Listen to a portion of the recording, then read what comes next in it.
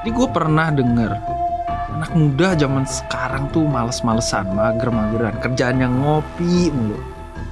Makanya mereka nggak bisa beli rumah. Beneran gak sih? Teman, dalam 10 tahun terakhir, harga tanah dan rumah rata-rata per tahunnya itu naik 10-15%. Dengan kondisi ekonomi sekarang dan rata-rata gaji di Indonesia, mau lu puasa ngopi sampai lambung lu kering kerontang pun gak akan kuat buat ngebandingin inflasi harga properti.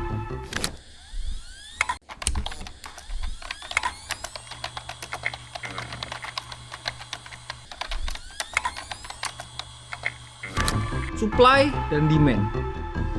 Ada dua hal ini yang dimanipulasi, makanya inflasi properti sekarang tuh gila-gilaan. Cara utama buat manipulasi ini ada dua. Satu, land banking. Land banking yang gue maksud di sini adalah korporasi gede udah beli tanah puluhan tahun lalu dengan harga super murah di pinggiran kota.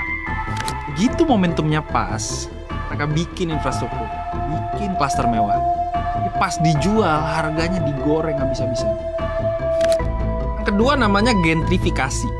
Mukiman kelas pekerja yang awalnya tuh biasa aja, dadak diberesin jadi kawasan estetik, kafe dan properti modern. Harga tanahnya naik, PBB naik, warga lokal dan anak muda setempat paksa secara halus diusir karena mereka gak kuat bayar pajaknya. Inilah penyebabnya kenapa pemilikan tanah itu cuma dimiliki oleh segelintir orang dan korporasi.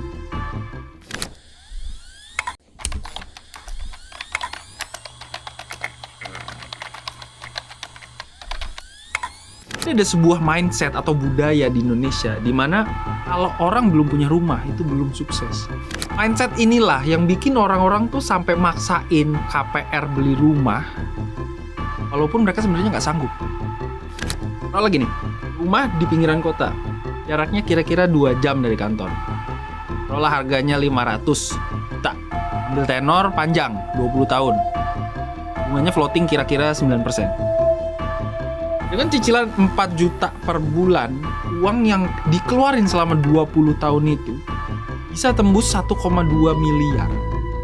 Lebih dari 2 kali lipat harga aslinya karena dicekek sama bunga. Hal ini semua orang udah tahu lah. Dan di tahun awal-awal kita tuh nggak bayar rumahnya, kita cuma bayar bunganya. Dan selama 20 tahun itu kalian udah stres di jalan semua. Habis ongkos bensin, biaya rumah yang harus direnovasi sana-sini itu nggak mungkin murah. Dari sinilah terlahir yang namanya generation rent. Dan rent ini adalah fenomena di mana orang-orang lebih milih buat nyewa apartemen atau kosan di tengah kota yang dekat sama kantor. Mereka milih buat hemat waktu, hemat energi, dan gak tua di jalan. Selisih duit KPR tadi, katakanlah 2 juta sebulan, konsisten, diputer buat instrumen investasi. Di tahun ke-20, nilai likuiditas dari investasi lu itu jauh lebih gede dan fleksibel dibanding harga rumah di pinggiran kota tadi yang kalau lu lagi butuh duit setengah mati jualnya. Gua nggak bilang nyewa itu selamanya lebih baik daripada beli ya. Ada kalanya, ada waktunya. Kalau gue pribadi ya, ada duit dingin atau duit nganggur, gue beli. Kalau belum, gue sewa.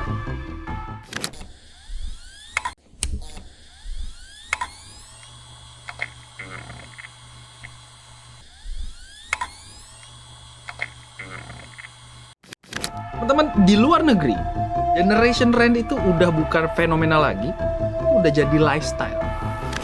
Di Jerman, itu 80% warganya nyewa tempat tinggal seumur hidup. Di Tokyo, mayoritas anak mudanya, kalau bukan warisan atau mereka tajir melintir, mereka nggak bakal kepikiran buat beli rumah sendiri.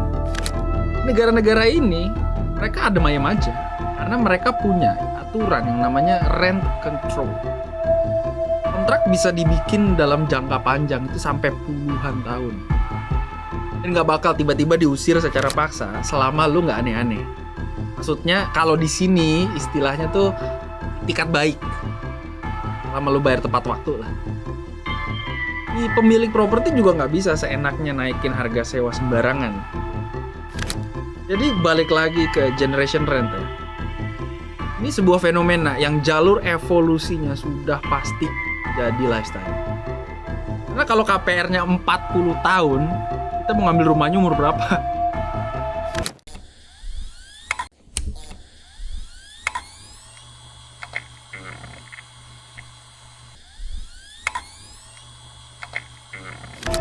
Sekali lagi gue bilang, zaman sudah berubah. Standar sukses umur 25 harus punya rumah, punya tanah, punya mobil. Udah kompatibel lagi.